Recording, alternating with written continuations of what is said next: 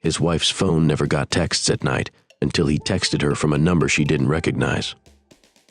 What would you do if your spouse's phone mysteriously went silent every night? One husband's suspicions led him down a rabbit hole of deception when he created a fake identity to test his wife's loyalty. Using nothing but a voice recorder and a burner phone, he uncovered a web of lies that threatened to destroy his family. But what starts as a heartbreaking story of betrayal takes an unexpected turn when confrontation leads to revelation. This emotional journey explores what happens when technology, trust, and temptation collide in a modern marriage.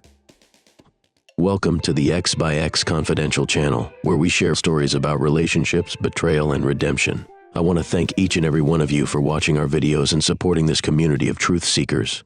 Your support helps us continue sharing these important stories that might just save someone's relationship or give them the courage to leave a bad one. I think something is up with my wife's burner account. Ever since my wife and I got together, her phone doesn't get any notifications between 9 p.m. and 5 a.m. every day. When I ask her if her phone is on silent or do not disturb, she says no and that nobody texts her. I live in Phoenix, Arizona and work really hard at a construction job 6 days a week. I leave at 5:30 in the morning and don't get home until after 7 most nights. My back hurts all the time from lifting heavy stuff, but I keep going because I need to take care of our 3-year-old son and pay all our bills. My wife only works a seasonal job in the summer and stays home with our boy in the winter, but she uses way more data than I do. When I'm not home, she's always on her phone. I know because I come home early sometimes and see her quickly put it down, but when I'm around, she hardly looks at it. I just have this weird feeling in my stomach that something isn't right.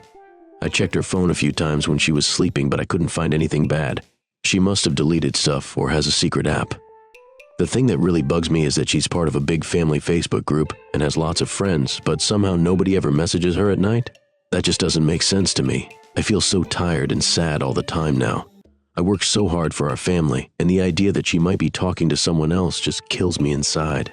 Edit. Thanks for all the advice. I put a voice recorder in her car where she spends a lot of time smoking. I don't let her smoke in the house because of our son. I also created a fake phone number with a local area code and texted her. She responded right away, even though she never gets texts. When I called from the fake number, I changed my voice to sound like someone with a Spanish accent who's learning English. We talked for a while, and she told this stranger that she had just wants someone to talk to, and nothing serious. My heart was beating so fast during that call, but she had no idea it was me. I talked to my buddy who's a lawyer. He said Arizona is a community property state, which means we split everything 50-50ths in a divorce. But he also said I should document everything for custody of our son. I started making a list of all our stuff and took pictures of our bank statements and bills. Update 5 days later. The fake number guy, me, is still texting her. She seems really interested in meeting up. She told him that her husband works all the time and doesn't pay attention to her. Reading those words broke something inside me. I work all the time for her and our son. I've started writing down when she leaves the house and how long she's gone. I feel sick doing this to my own wife, but my gut won't let me ignore it. I checked the voice recorder from her car and heard her talking on the phone with someone, making plans to meet up. She was laughing in a way she never laughs with me anymore. I also found out she opened a separate bank account I didn't know about. I showed all the evidence to my lawyer friend. He said I have a good case for getting shared custody of our son, maybe even primary custody since I can prove she's been lying and meeting strangers. Update 2 weeks later. I confronted her last night. I put all the evidence on the kitchen table, the recordings, the bank statements, and printouts of all the texts with the fake number me. She started crying right away. She admitted she's been talking to different men online because she feels lonely and invisible in our marriage. She begged me to try counseling. I don't know if I can ever trust her again, but for our son's sake, I agreed to try. We've had 2 sessions already. I finally told her about the fake number test. She was so angry at first, saying I tricked her. The counselor had to step in and remind her that she was the one ready to meet a stranger while married. She swears she never physically cheated, just talked to people. I don't know if I believe her.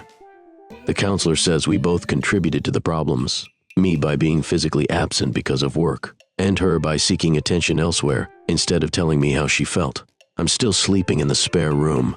Every night I lay awake wondering how we got here. Update 4 months later. We're still in counseling. It's actually helping. I cut back my hours at work. We'll have less money, but more time together. She deleted all her social media accounts without me asking and gave me her phone password. The counselor helped us see that we stopped talking to each other about important stuff a long time ago.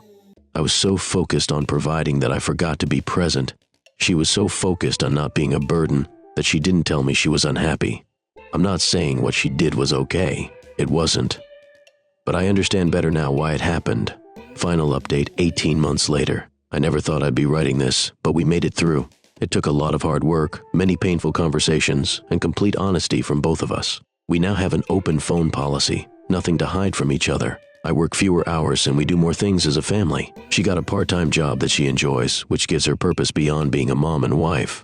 Trust came back slowly. There were times I wanted to give up, but then I'd see our son's face and keep trying. The pain isn't completely gone, but it's not the first thing I feel every morning anymore. If you're going through something similar, all I can say is trust your gut, get real evidence, talk to a lawyer about your options, and then decide if the relationship is worth fighting for. Sometimes it isn't, but sometimes, like in our case, the hard path of rebuilding is worth it in the end. Thanks for listening to my story, Reddit. I won't be using this account anymore. This chapter of our lives is finally closed. Thank you so much for taking the time to watch this story about trust, betrayal, and the difficult journey of rebuilding a marriage. If you've ever had similar suspicions or experiences, I'd love to hear your thoughts in the comments below. Did you think this couple should have tried to work things out, or would you have handled it differently? Remember to smash that like button if this video resonated with you, and subscribe to X by X Confidential for more relationship stories that might help you navigate your own journey. Don't forget to hit the notification bell so you never miss our newest uploads.